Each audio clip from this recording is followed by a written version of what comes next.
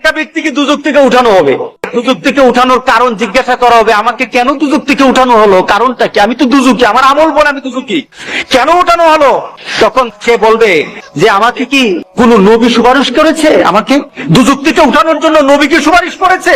ফেরেশতারা বলবে না, নবী করে নাই। কে করেছে? কোন আল্লাহওয়ালা ব্যক্তি, কোন দিনদার ব্যক্তি, আপনার পছন্দের মানুষ কেউ আমার জন্য সুপারিশ করেছে? তো না, সেও করে নাই। তাহলে কি আমার মা বাবা? না, তোমার মা বাবা না। তোমার পরিবার পরিজন? না, না, তোমার পরিবার পরিজন না। তোমার নিকুটের মানুষ? না, না, তোমার নিকুটের মানুষ না।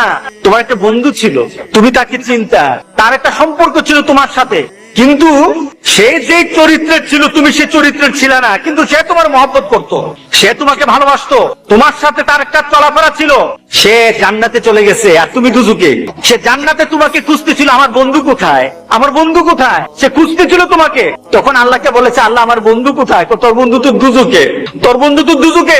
তখন আল্লাহর কাছে বলবে, মাবুদ আমি তো বন্ধু ছাড়া থাকতে পারবো না, আল্লাহু আকবার, আমি আমার বন্ধু ছাড়া থাকতে পারবো না, আমার বন্ধুটা আমি চাই।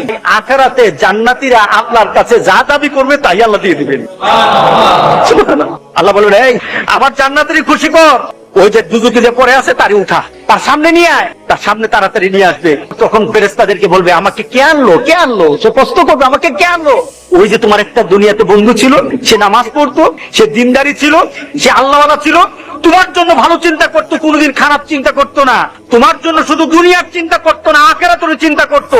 সে দুনিয়ার চিন্তা করে তোমাকে বন্ধু পেয়েছে, আখিরাতে তোমাকে বন্ধু পেয়ে সেখানে পাওয়ার জন্য কথা বলেছে। আল্লাহ সুবহানাহু ওয়া তাআলা তোমার বন্ধুর সুপারিশ আজকে তোমাকে দুজক থেকে জান্নাতি করে দিয়েছে।